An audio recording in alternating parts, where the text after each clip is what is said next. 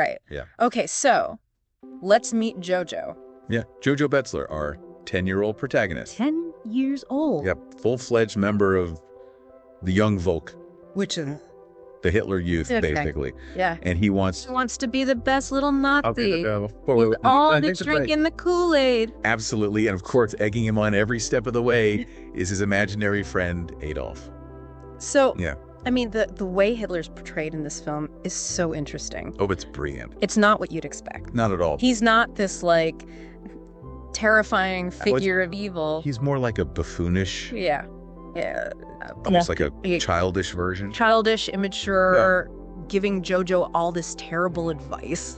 Yeah, and it's almost like Jojo's own insecurities and desires are being projected onto this imaginary figure. That's a really good point, because it makes us question, is Hitler really this evil mastermind? Or is he just a figment of Jojo's imagination, a manifestation of his own desperate need to belong and be accepted? To feel powerful. Yes, exactly. And special. Yes. So we see this play out at the Young Volk camp. Oh, the Young Volk camp. Which is basically...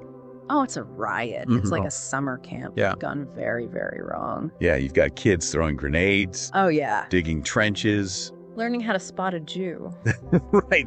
And even the girls are being told. Yeah. They have these classes on how to be good Nazi wives. And it's all presented in this very stylized, almost whimsical way. Very Wes Anderson-y. Yeah. With the bright colors and the symmetrical compositions. But it's like there's this dark undercurrent running through the whole thing. Oh, absolutely. Like, you can't escape the fact that these kids are being... indoctrinated. Brainwashed. Yeah, molded into little Nazis. And Jojo's... he's eating it all up. He's thriving. He's so eager to prove himself. Yes. To please his imaginary friend. To be the best. And to fit in. Yes, to belong. Which leads to that grenade incident. The infamous grenade incident. Remember that scene? Oh, yeah. Where he's... I mean, it's visually striking, too. Yes. You've got Jojo and his crisp uniform, those pristine white shoes with the bright red laces. It's like a symbol of his innocence and his youthful enthusiasm. And then boom, he throws the grenade. And it explodes right next to him. And he's seriously injured. Yeah. And the blood and the dirt splatter all over those white shoes. Look like a loss of innocence right there in front of us.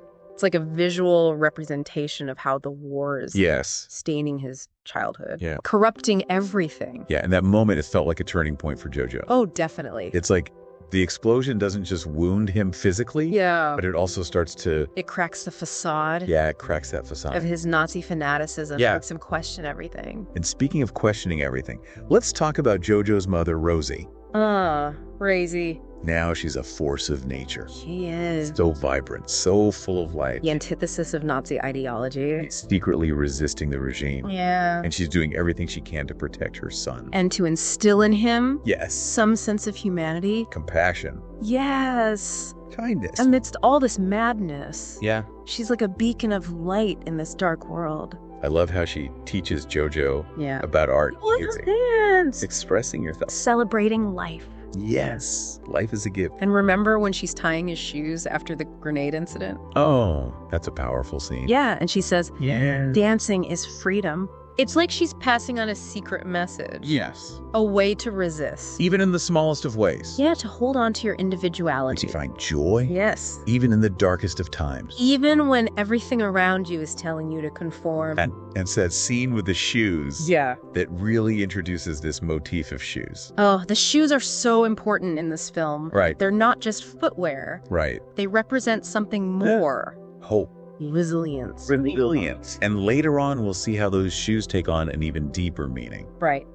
But before we get there, we need to talk about Elsa.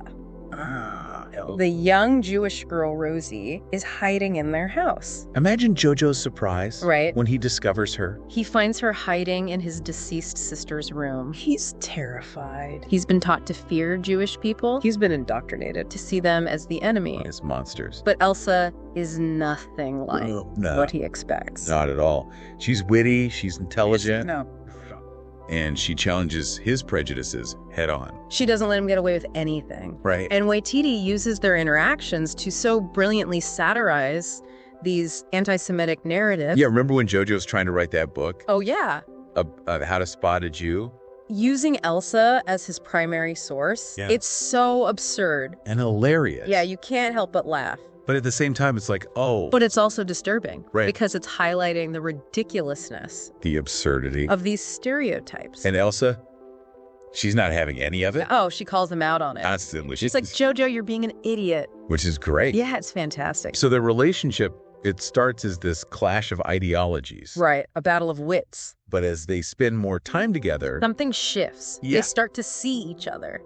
As human beings. Yes, as individuals. Not just as these labels. Right, and Elsa, she becomes more than just a person to Jojo. Yeah, she's like a catalyst. For his transformation. For him to start. Yeah, to break free from. Thinking for himself. Yes, exactly. Which makes the next part of the story all the more heartbreaking. Yeah, when Jojo sees his mother. Hanged in the town square.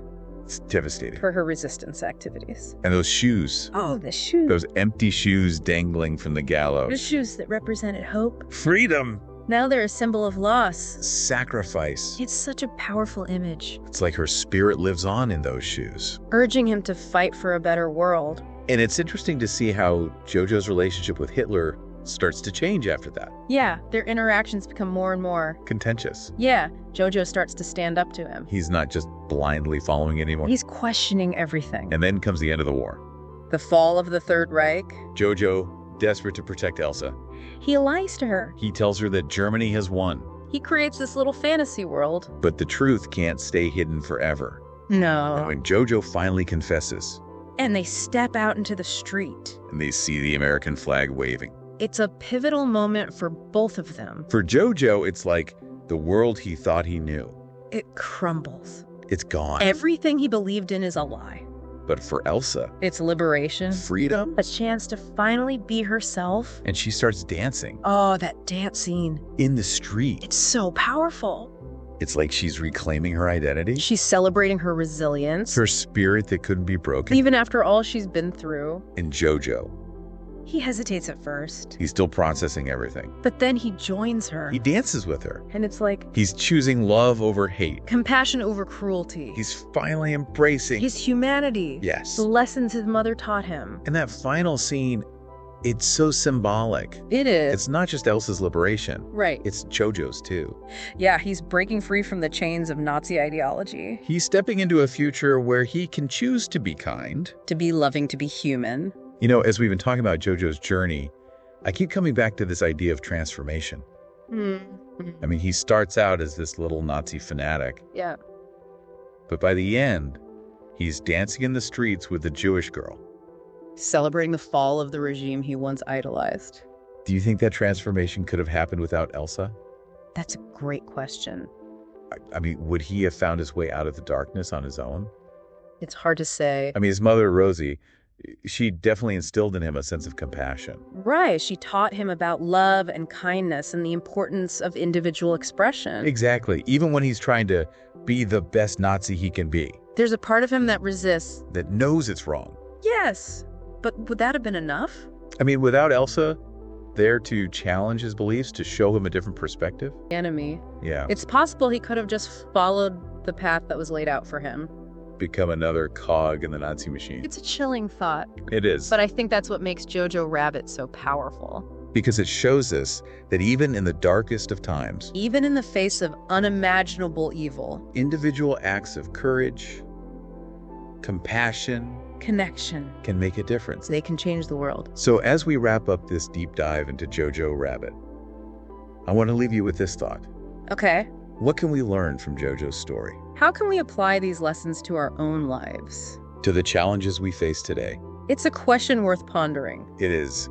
And we hope this deep dive is giving you some food for thought. As always, it's been a pleasure. Thanks for joining us.